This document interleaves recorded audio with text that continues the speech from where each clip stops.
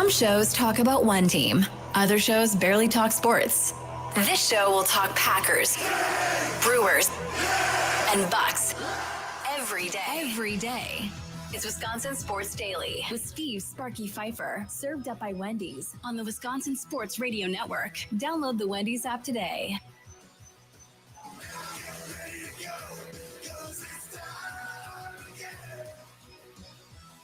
Yeehaw! It's Friday. It's Halloween. I'm in a Care Bear outfit. What more do you need to know? Charlie's in pink shorts and a pink bow tie. He's wearing an earring. I'm rocking this every day. Ooh, I might get like the whole rainbow of these. You know, they had a bunch of different colors. I could get like what? Like the wait. Suit thing I'm wearing right on. now. Yeah. What's up? How? So that's not a costume that you bought for your. No, what character are you again? BJ from the Righteous Gemstones. Okay, right. Yeah. So you didn't buy that like on Amazon or something. No. Well, I did buy it on Amazon, but it's like a pajama set. Oh, so it's not for the character. I like put it together. Sparky, I'm an artiste. Well, I mean, that show's so popular, like you said. I figured they might just sell those sets. They didn't. I was really surprised by it. I had to find somebody on like Reddit who has done the costume before, and they were like, "Oh, buy all this stuff," and that's basically what I did. That's what you did. But this pajama set that you're wearing, it's also comfy, sell other colors. Yeah, they did. Whole rainbow. It's awesome. Okay, then.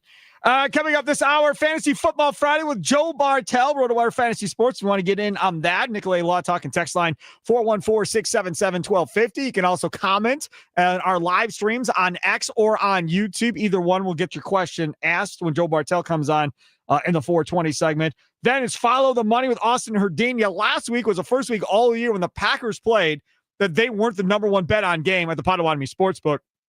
We'll see where the money is going coming up this weekend when we talk with Austin Herdania at 4:40. Now it is time for this.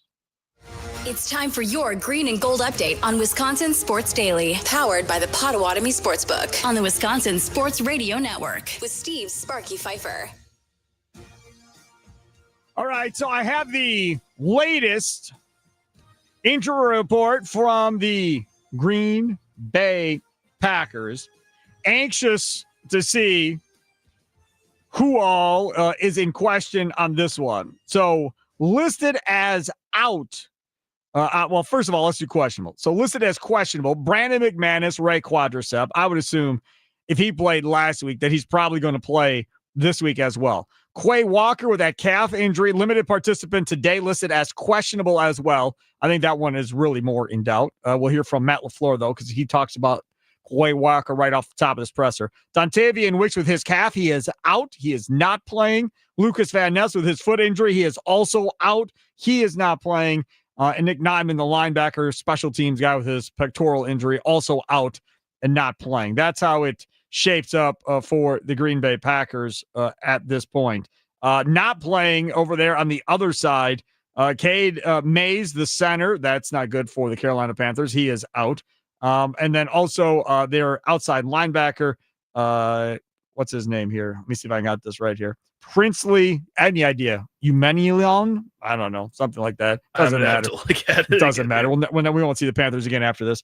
So that dude's out too. Other than that, they got a bunch of questionables. And again, like I said, 3/5 of that offensive line was listed as questionable. One now is out. So that means there's two other guys that may also not play for the Carolina Panthers. If that's the case, Panthers are going to be in trouble either way, but they're going to be even in more trouble if they got to play a bunch of reserves against Micah Parsons, Rashawn Gary, Devontae Wyatt, and the like. Uman Milan? Sure. Uman Milan? We'll go with that. I have no idea. And we're not going to know either because he's not playing, so I'm not going to get to hear an announcer say his name, so I really have no clue. Here is Matt LaFleur talking earlier today about Quay Walker and other things. We saw Quay in pads to start yesterday, but then didn't practice. What happened there? He was feeling a little something. So we were a little bit cautious with him, but the plan and goal is for him to go out there today and just see how he feels. I know Jeff's talked about it a few times, so just how much have you seen him grow over the last, Jeff's been here for 16 months, 18 months, whatever it is. Yeah, he's done a hell of a job, and I think that's his play speaks for itself. But just in all the things that you guys don't always get a chance to see, I think there's a reason he was voted as captain. And I think that's even given him more confidence to get out and lead. I thought just he's had so many great examples of what it takes and being a great leader. I think last week in that game, just the mental toughness and poise that it took not to retaliate in the situation. I thought that was as critical as anything, but it was a great example of just his leadership and how much growth he's shown over the course of these 4 years. Last week, Vrabel mentioned during the Cincinnati game that throw to Golden down the left sideline. It's at least how I interpret it, that was kind of that play design was kind of drawn up on the fly. Are you talking late in the game, the fourth quarter, or the go ball? Are those, regardless of that play, are those conversations where designing stuff or coming up with something new on the fly based on what the defense is doing, is that constant throughout the game? And Yeah, I think so. I mean, sometimes it happens more than others based on, it typically happens if you're going into a game and they do something that you don't anticipate. I would say generally that's when maybe a play could get drawn up in the dirt. And it's not like it's something that's not within our, playbook somewhere. It's just, it might not be up for the game. And then you make a sideline adjustment, and I know everybody gets enamored with that stuff. Yeah, we do. Thank you, but Matt. It typically, it doesn't happen as much as you may think. No, we know that. Can you put your game planner hat on for a minute? When Micah lines It's always on, Bill. Okay, well, I wasn't sure what hat you had on today. Okay. I don't know which one. Okay, it's there. When Micah lines up, kind of like a middle linebacker, standing up over the center, how does that challenge you getting ready for a game? Well, we call those spinner looks. Without telling you exactly what we do, I would say this: it's a little bit more challenging because you're expecting him to line up on the edge, and then he's inside. So you have to have a plan for that. Is it hard to double team a guy? I mean, obviously he gets double teamed on the edges all the time. Is it hard to double team a guy when he's there? It could be, dependent upon what everybody else is doing. I mean, a lot of time, you can slide it to that guy but if you got two bigs on the other side, then it gets a little bit harder. Certainly you can have the halfback, be a part of the protection and make sure, he's looking out for him too, until somebody else blitzes that he's got to account for. So I would say that it's kind of predicated on what the other guys are doing based on what you can do to try to, stop that look. There is Matt LaFleur talking earlier today about this whole idea of Micah Parsons and how he, creates problems. This isn't breaking news necessarily that when you put a super talented pass rusher and move him all over the line of scrimmage, that it's going to create issues for the offensive line. And since I have an offensive lineman, you can talk even more on this than probably Matt LaFleur can. Probably. And I think having a player like Micah Parsons on the field, no matter where he lines up, he's going to draw attention and he's going to cause issues for the offensive lineman. It doesn't really matter if he's inside, if he's outside, if he's lined up over a wide receiver. The offensive linemen are looking for where Micah Parsons is and then are basing everything they do off of that. Yeah, it definitely messes up the looks and it definitely can frustrate an offense. But at the same time, I think it honestly helps teams who don't have players like Micah Parsons a little bit more. When you have a guy like, maybe let's go over to Denver, a Nick Bonito, who is a player who's not as much of a prolific name, but is still a really good pass rusher. When you move him inside like that and line him up over a center, that may screw up an offensive line a little bit more because now they've never seen a player like that in a spot like that. But a Micah Parsons, you're looking for him. You have to try to stop him. It's going to be hard to stop him. So no matter where he lines up, it should be generally the same game plan. It's just shifting which two guys are on him at any given moment. The other part about this, I think going into this game, outside of moving Micah all over the place, is going to be the Quay Walker thing, right? Whether or not he plays. Now, the fact that he was a limited participant today lets you think that he probably will suit up on Sunday at noon for that game. We'll have the Green Bay football post-game show powered by Lakeland University following that game Sunday afternoon, starting at 3:00 with Tommy Wirtz and myself.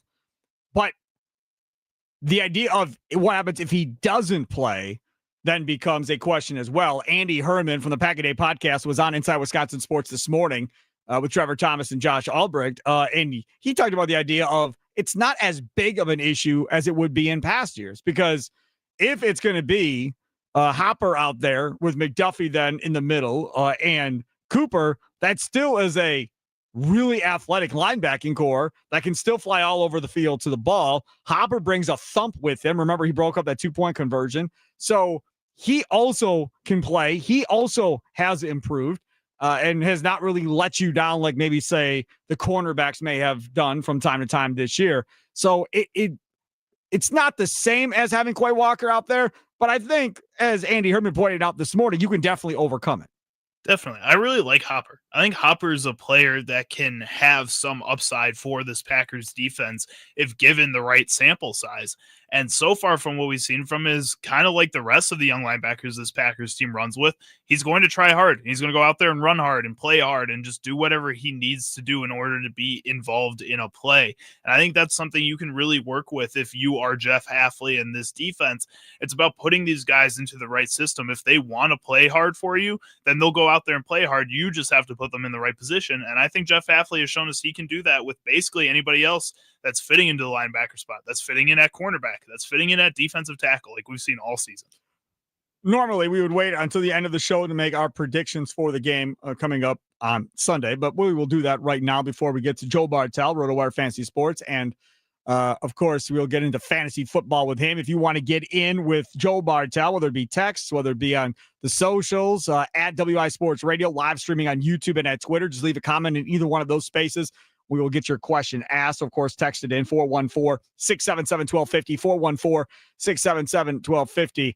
Before we get to Joe, I want to make our predictions for the game coming up this weekend. At last check, that spread was 13.5, I believe it was, at the Potawatomi Sportsbook. So, Charlie Usen, what say you? I think with the Packers so far this season, what I've seen is it's kind of been that one quarter that explodes a little bit for them. So I think I should start to expect closer scoring games, even if I feel like a team is worse than them. And that's kind of what I'm feeling in a game like this. I'm going to say 21-17 Green Bay. 21-17 Green Bay. All right, that's fine. When we talk about this game, I tend to lean to the idea of they're going to blow these dudes out, because I think they all are aware of this whole trap game talk. I think they're all aware of everybody worrying that maybe they're looking ahead to the Philadelphia Eagles. Matt LaFleur with his goofy Halloween take earlier today. Oh, it's Friday and football week and blah, blah, blah. So maybe there is some of that, that trying to get everybody focused going into this thing. I just think they'd kill them. Even though the numbers say that the Carolina Panthers are better than what we give them credit for. I'm going to say the Packers win this game 27-13 in this one. Keep the 27 alive. I like it. Eddie Lacy, Correct. Spirit of Eddie Lacy. And you cover by half a point. Uh-huh. Yeah, all right. that also goes along with everybody knows what the score is going to be before it actually happens. Pato, Vegas, wherever, they seem to know the lines. Yes. Baby, so just follow them. Correct. So just be in that range. It's either going to go one way or the other. Either they're going to miss by a half or they're going to cover by a half. 27 definitely seems to be the number for the Packers. So I'll say 27-13. Packers get the win over Carolina coming up on Sunday. Straight ahead, Joe Bartel, RotoWire Fantasy Sports, Fantasy Football Friday. But first, let me tell you about Potawatomi. They're giving away over $300,000 in prizes. It's autumn action. Yeah, you heard me right. Over $300,000 in prizes courtesy of our friends over at the Potawatomi Casino Hotel. Autumn action runs November 1st through the 20th. You can earn entries playing with your rewards card. Prize drawings happen on Thursdays between 5 and 8 p.m. If you win, you get to pick your prize from the prize board. All leftover prizes go into a rollover jackpot drawing. For more info, go online at Potawatomi.com. Must be 21 years of age or older and a reward member to play. It's Wisconsin Sports Daily, served up by Wendy's as we broadcast live from the Wisconsin Sports Radio Network studios, powered by the Potawatomi Sportsbook. Sparky here.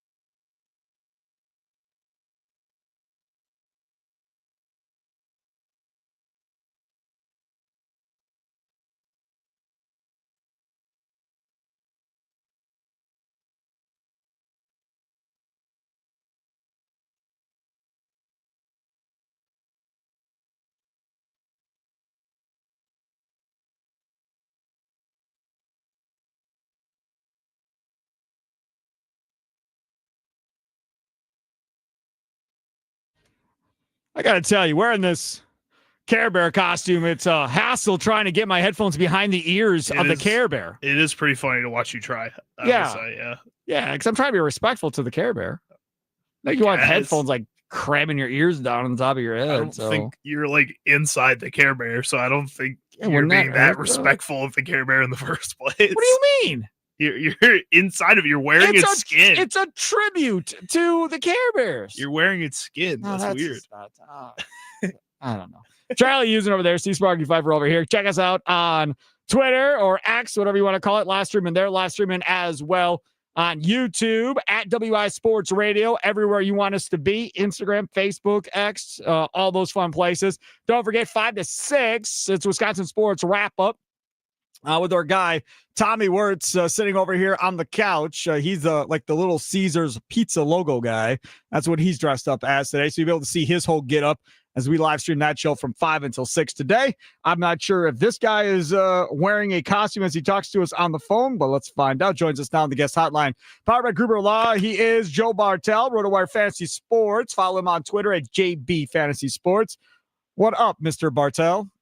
No, not too much. And no, I'm not wearing a costume. We let the 4-year-old grab his last week. And I think I'm fine just being the parent that walks around in a sweatshirt, wears the hat, and we're all good there. Like, I don't need to be anything more than that for tonight.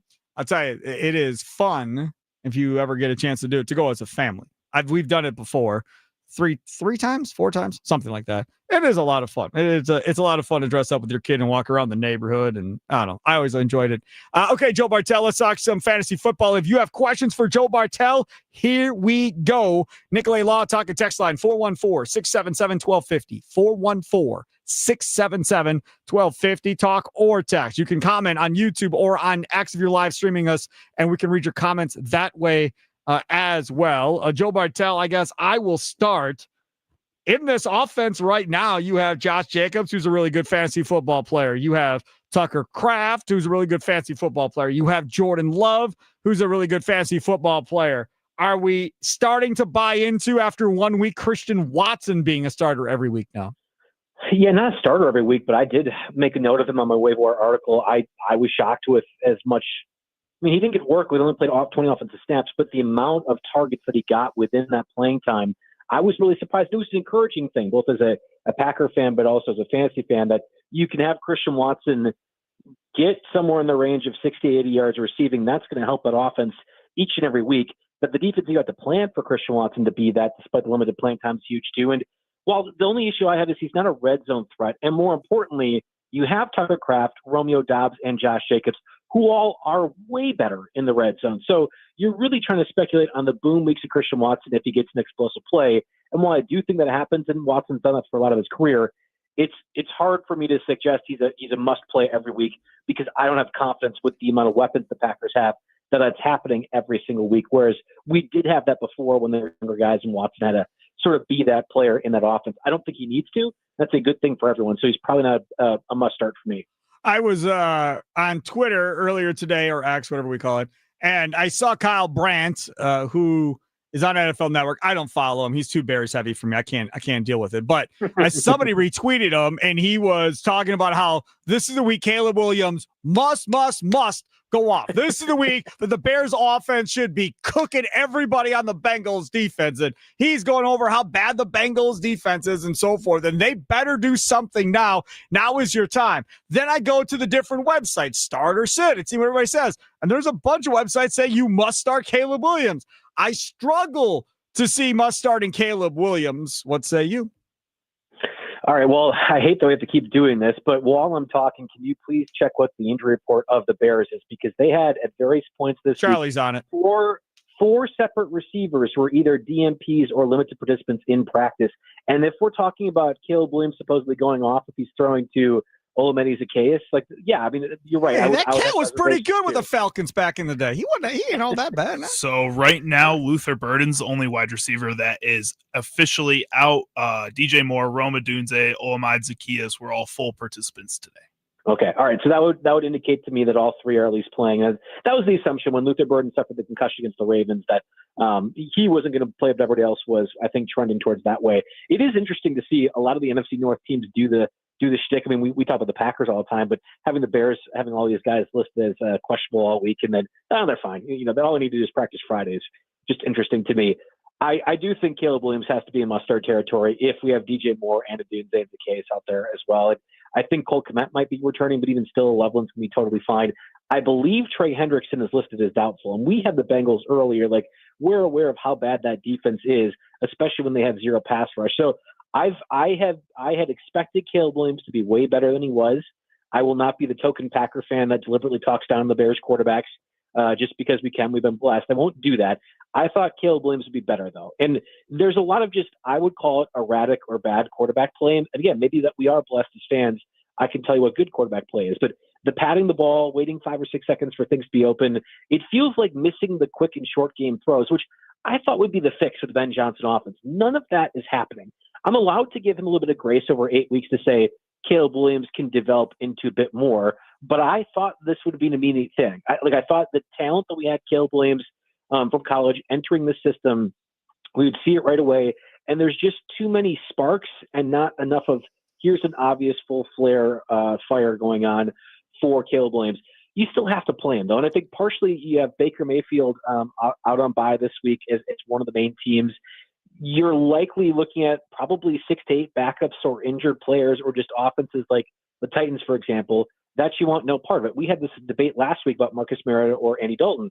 I was right, but it didn't really matter, right? They're just really, really bad quarterbacks across the board. So I think the argument more so is you have Caleb Williams probably in shallower leagues because of these exact moments where you're playing really bad defenses and you have to play him. But the obvious quarterback one, he is definitely not right now.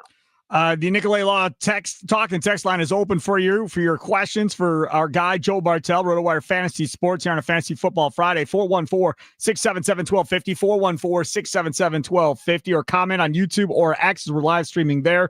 You can also read your comments there. Got one from the 414. Need help at quarterback, Jordan Love or Drake May. I like Jordan at home against the Lily Panthers, but Drake May has been carrying me for a couple of weeks. That's from the 414.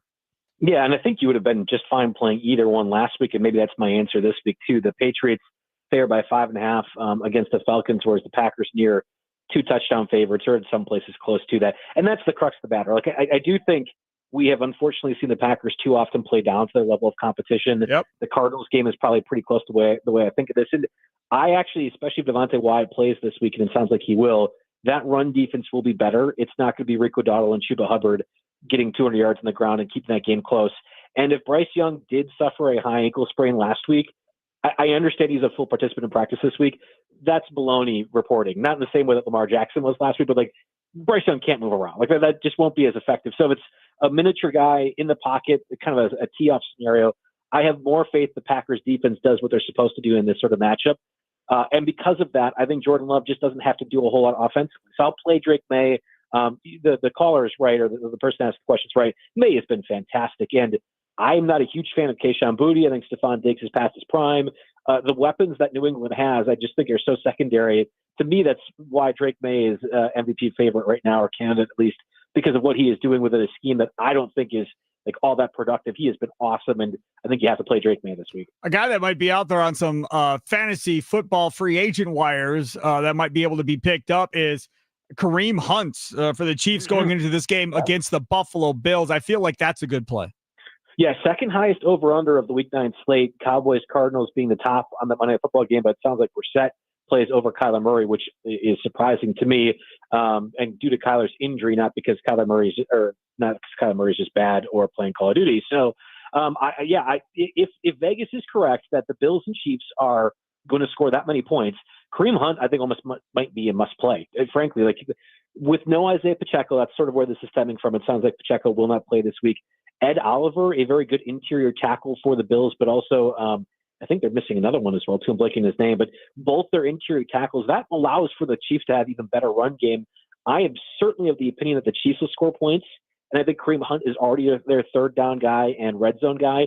To me, Kareem Hunt is a very easy and obvious pickup and play right away.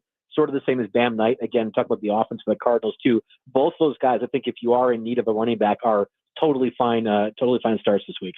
Other guys that we can talk about. What about Tyrone Tracy, the guy that was the guy in New York last year, now gets another opportunity here for the rest of the year, it looks like. Yeah, top waiver wire pickup. When I wrote my waiver wire article on Monday, he was rostered already in 48% of Yahoo leagues. I have to imagine that we're talking close to 70-80% roster rate now after most of that stuff is passed. And frankly, that's fair. I have reservations that Tyrone Tracy will be the guy the entire season. I have reservations that Tyrone Tracy can be what Cam Scadaboo was for fantasy managers before Scadaboo's unfortunate injury. That can still say Tyrone Tracy is a running back too, because more importantly, there will be volume in that Giants offense. I think they'll be able to score some points this week and moving forward. And I don't think Devin Singletary is really going to push Tyrone Tracy. Now, the one concern that I think is very legitimate about the rest of the season, Tyrone Tracy eventually got hurt towards the end of last year when he was absorbing a lot of volume. We are assuming now for Tyrone Tracy to be fantasy relevant, he's taking a lot of volume again. Therefore, I don't think it's a far stretch to say he could get hurt in the later future. I don't want that to occur, obviously, but it is something that's sort of in my mind. I'm playing Tracy in a few leagues that are deeper, but I kind of rank him around running back 26 this week. So fringe running back 2, sort of flex play. Niners defense, no Fred Warner specifically, has been very bad, and I think they're gettable. It's just that Tyrone Tracy needs to be used more as a pass catcher. Maybe they will. They used Cam Scadaboo that way very easily. You'd think the converted receiver of Tracy in college should be able to use that same capacity. He wasn't last year. Maybe that changes now. It's funny. In our family fantasy league, my significant other drafted 2 tight ends, one of which was Loveland for the Bears. That's went up in flames.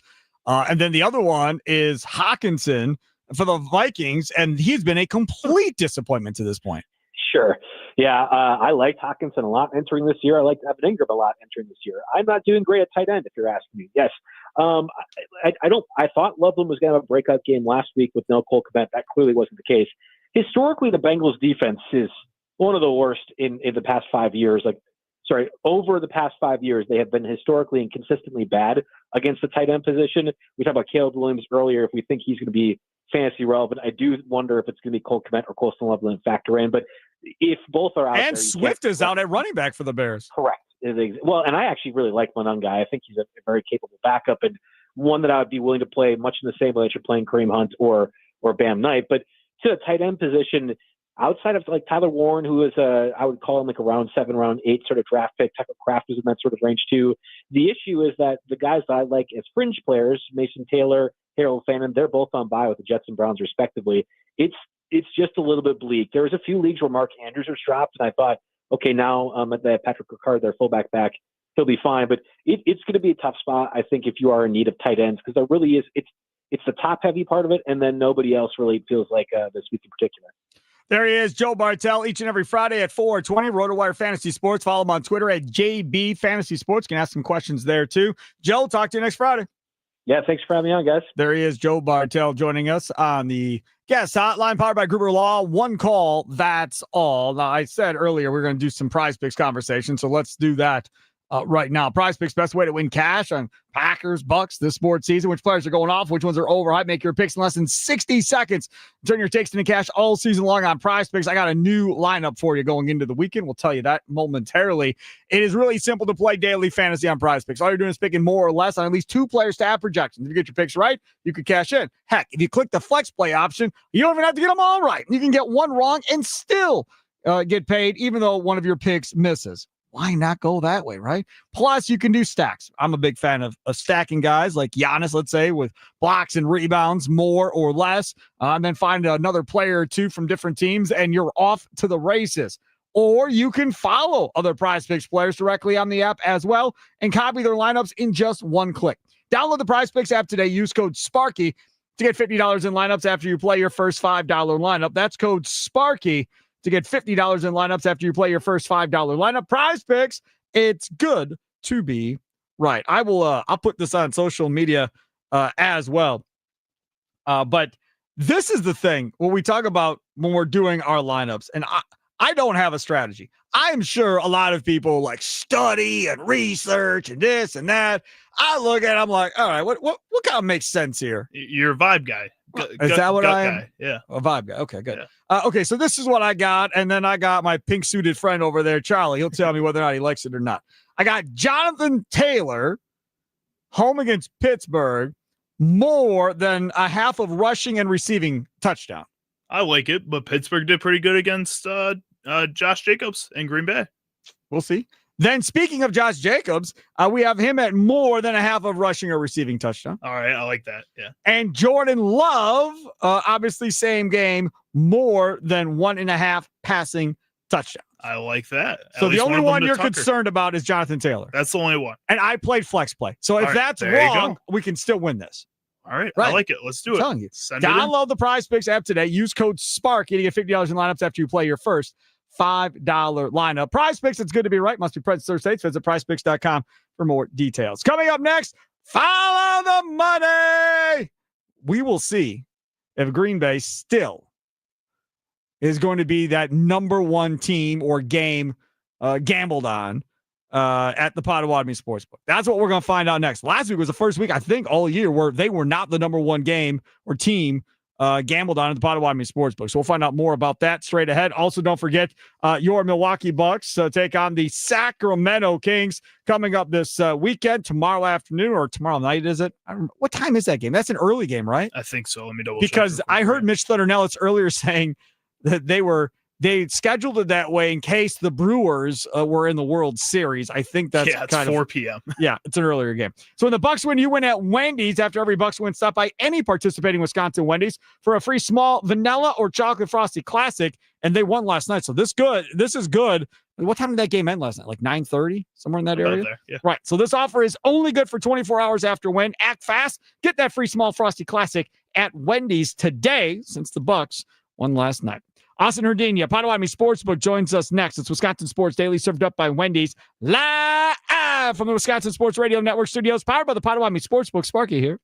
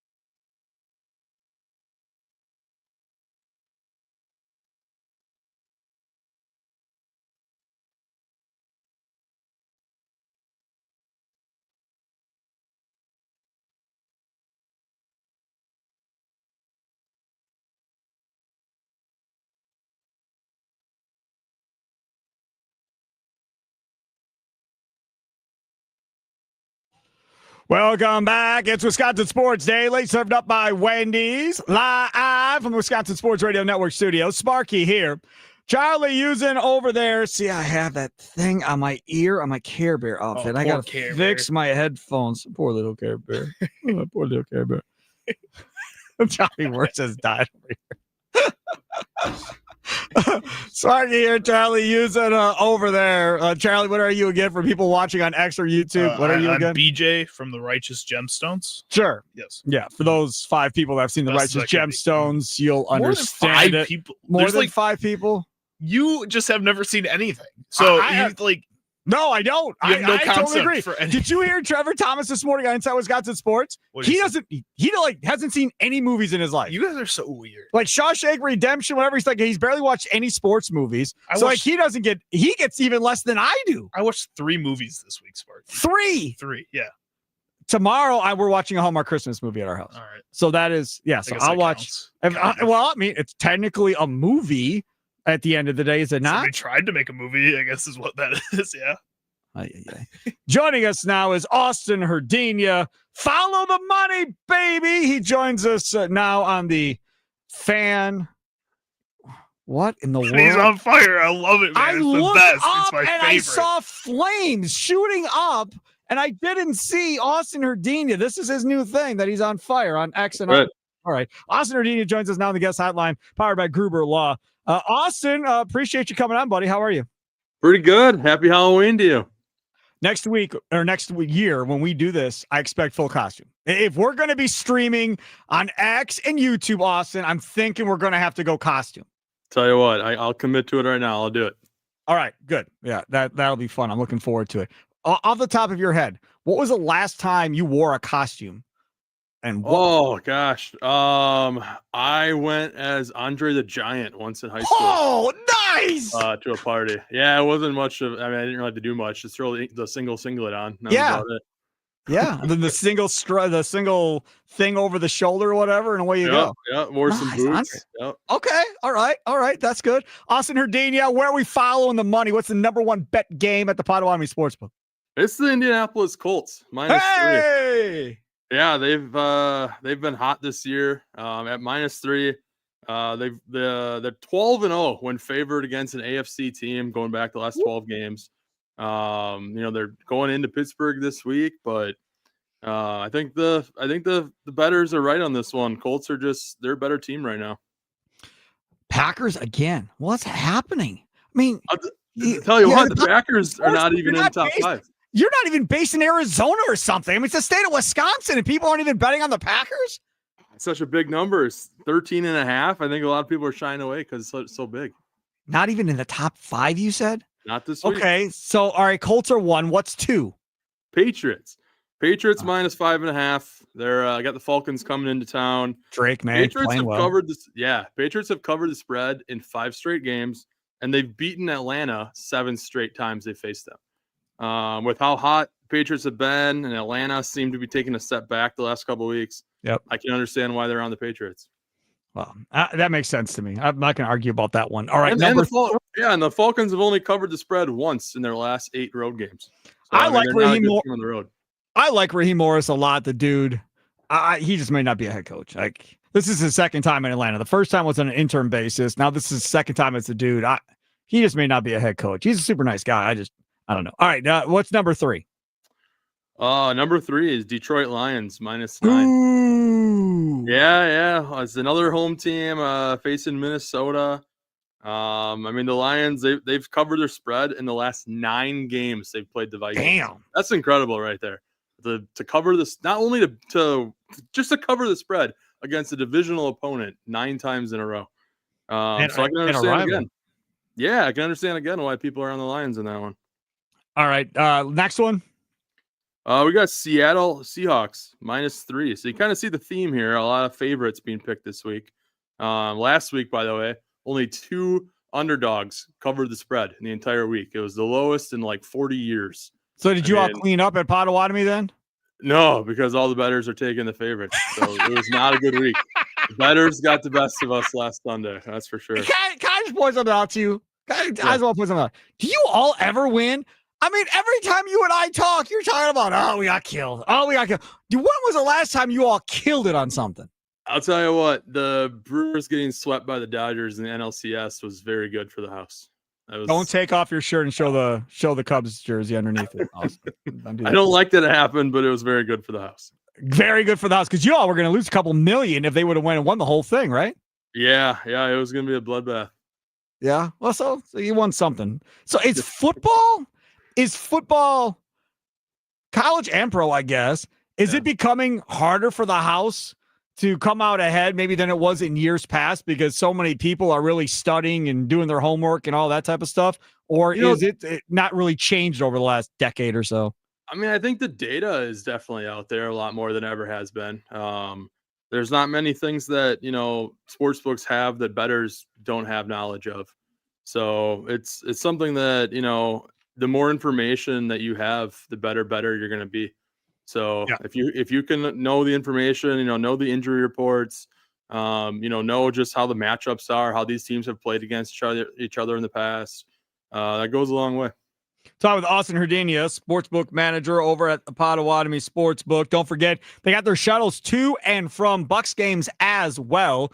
You can park your car there at the parking garage and same-day wager or purchase of the Potawatomi Sportsbook gets you on the shuttle, and you all ready to go. Brewers ones were super popular. You are downtown, kind of, sort of. I guess you're probably just as close to American Family Field as you are Fifer. Are you a little further away from Fifer, maybe? I don't know. A little further, but I mean, by the time you get in the shuttle until you get there, you're looking at 10 minutes or less. And you don't have to pay $45 or $40 or whatever the heck it is nowadays to park at their parking garage. Yeah, absolutely. I mean, you can save that money, put that money on a bet if you'd like. Yeah, sure. Absolutely right. Okay, I got one more for you. If people want to reserve a seat for the college football games coming up tomorrow or the pro games coming up on Sunday, how do they do that? Yeah, head to Potawatomi.com, click on the sportsbook tab and choose the reservations. It'll bring you to an area where you see our layout of our room, the different choices you have. Any deposit you put down is money towards your food and beverage. So it's not you're going to eat and drink regardless. So yeah, absolutely. And a lot of our tables, we got two top tables. We got single chairs if it's just one person. But if you have a group of people, you want to reserve a table of like 6 or 8, we got that option for you as well. That's a great thing. Thank you so much, Mr. Austin Herdania. We will see you next week. All right. Thanks for having me. There you go. He's on fire. Austin Herdania, the Potawatomi Sportsbook manager, joining us. They're live streaming on X and on YouTube as well on the guest hotline powered by Gruber Law. One call. That's all. Coming up in just a few minutes at 5:00, it is going to be Wisconsin Sports Wrap Up with our guy Tommy Wirtz. Wayne Larrivee on earlier today. That was a really, really good interview. So definitely want to stay tuned for the Wayne Larrivee interview. Not sure who else he has. Who else do you have coming up today, by the way, now that I'm sitting here and you're right there? Doug Gottlieb. Ooh, Doug Gottlieb, right. Yeah, Green Bay Phoenix head coach. That's a play and pause interview, I feel like, throughout the process there too. Yeah, I mean, I know he's friends with Trevor Thomas, so he didn't want to get too after him. Right. But I mean, Doug Gottlieb had he had contention for one of the worst college athletic coaches in the country last year. Like, not even just basketball, like that program. And then you're going to have your own radio show. And then meanwhile, you guys lose every single game. Not a great look. See, I don't necessarily disagree with you on that. And I know he's trying to play both sides of it. I just think the recruiting part of it is kind of where the issue was. Well, it's almost impossible at that level too, in the mid-major level. I remember when we had Bart Lundy on last year and on the Mason Crosby show, and he had said that 93% of the all-conference or all-conference athletes in mid-major conferences either transferred or graduated. And so that is, once you have anyone, if you do have anyone who is anyone, yeah, they're out. So I understand that it is hard and not the same resources that you get at UWGB compared to the Badgers or whatnot. Sure. But Milwaukee turns it around every year. They're going to be at the top of the Horizon League, hopefully this year, right? Like, in Green Bay is competing with pretty much the exact same as UWM. Yeah, so same conference. Feels like that's got to be held somewhat. You can't do what you did last year again and be the coach at UWTV. See, again, but that's the issue, right? So you're a stepping stone program. It's very hard to keep anybody. I mean, Sonny gets that thing going quickly at Green Bay, and then he heads for the high roads for a bigger program. If Gottlieb gets that thing going at Green Bay, say this year, is he staying for the next year, or is he taking the next big thing and getting out of Dodge? That's the issue in your mid-major. You can't get any type of longevity. Did you see the Badgers dismissing Elijah Gray? We had Ben Wergel on earlier today talking to him about it, Badgers on SI. And then did he talk about how he was mentioned in this betting scandal again? No, he did not. So 30 college basketball players have been named in an NCAA gambling probe widens the pre-hoop season. That came from David Payne of Jeff Borzello of ESPN. And Elijah Gray's name is mentioned in the story 2 hours ago. 2 hours ago. Yes, that'd be about the time we had him on. So yeah, so that would explain why we didn't have it at that point. But he was at Temple, I believe. Yeah, before this. Yep. So it was not a Wisconsin thing. Have no fear, Badger fans. All right, that'll do it for today's show. Wisconsin Sports Daily, served up by Wendy's, live on Wisconsin Sports Radio Network Studios, powered by the Potawatomi Sportsbook. Wisconsin Sports Wrap-Up up next with Tommy Wirtz. Thanks for tuning in. I will talk to you next with Tommy Wirtz on the Green Bay Football Postgame Show, powered by Lakeland University, coming up after Green Bay plays Carolina. Don't forget Wisconsin Sports Weekend with Charlie Usen and Jack Pembroke Saturday mornings, including tomorrow morning from 9 to 11. Enjoy the rest of your night. Have a happy Halloween. Toodles!